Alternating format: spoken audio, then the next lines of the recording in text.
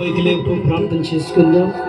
నీకు అనేకమైన వందనములు స్తోత్రములు చెల్లిస్తున్న యేసయ్య, సకల ఆశీర్వచన స్తోత్రములకు కారణభూతుడవై ఉన్న దేవా, నీ పాదములకు స్తుతులు స్తోత్రములు చెల్లిస్తున్నాము తండ్రి.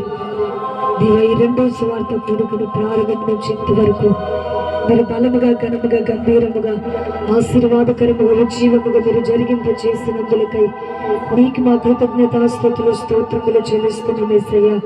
తండ్రి, మీ యొక్క దాసుల మీ పక్షముగా నిలబెట్టుకొని ఈ రెండో సువార్త కొడుకు వచ్చిన వారందరితో ప్రభా మీరు ఉద్దేశించి మాట్లాడిన ప్రతి మాటను బట్టి నీకు మా కృతజ్ఞతాస్తుతులు స్తోత్రములు చెల్లిస్తున్నాం యేసయ్య.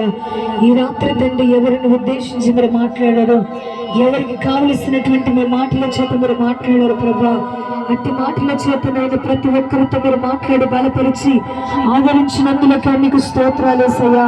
బలహీనముగా ఉన్నటువంటి వారిని, నీరసించిపోయినటువంటి వారిని, సొమ్మసిల్లిపోయినటువంటి వారిని రాత్రి మీ వాక్యము చేత మీరు బలపరిచి ధైర్యపరిచినందులకే మీకు స్తోత్రాలు చెల్లిస్తున్నానయ్యా.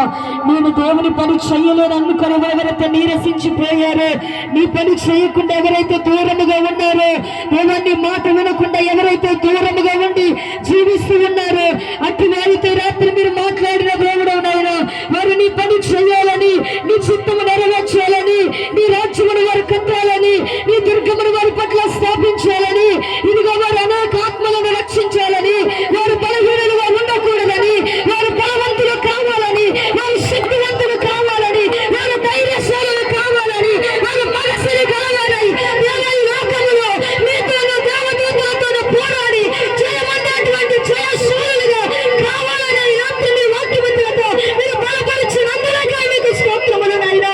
గాడిద నీ పని చేసినట్లుగా, అయ్యా చేప నీ పని చేసినట్లుగా, ఇదిగో నా తండ్రి కాకి నీ పని చేసినట్లుగా ఈ రాత్రి నాయన మీరు తెలియపరిచిన దేవుడు. మానవుడు నీ పని చేయలేకపోతున్నాడేమో, మానవుడు నీ మాట వినలేకపోతున్నాడేమో, అందుకే మానవుడితో ఈ రాత్రి మీరు మాట్లాడారు.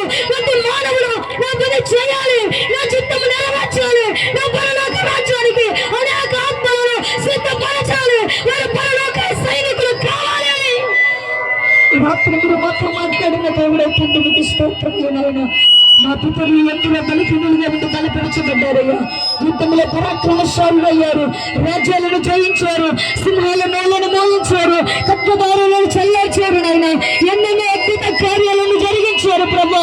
మేమంటే అద్భుత కార్యాలు చేయాలని, అట్టి సూచక్రియలు చేయాలని, అట్టి వారి వల్ల మేము జీవించాలని ఈ రాత్రి రోషం పుట్టించి మీ మాటల ద్వారా మీరు మాట్లాడినందులకే మీకు స్తోత్రములు. ప్రతి ఒక్కరు రోషము తెచ్చుకున్న వారై ఈ పనిని చేయుటకు సిద్ధపడి ఉండుటకునైనా మీరు సహాయం చేయమని ప్రార్థిస్తున్నాము తండ్రి.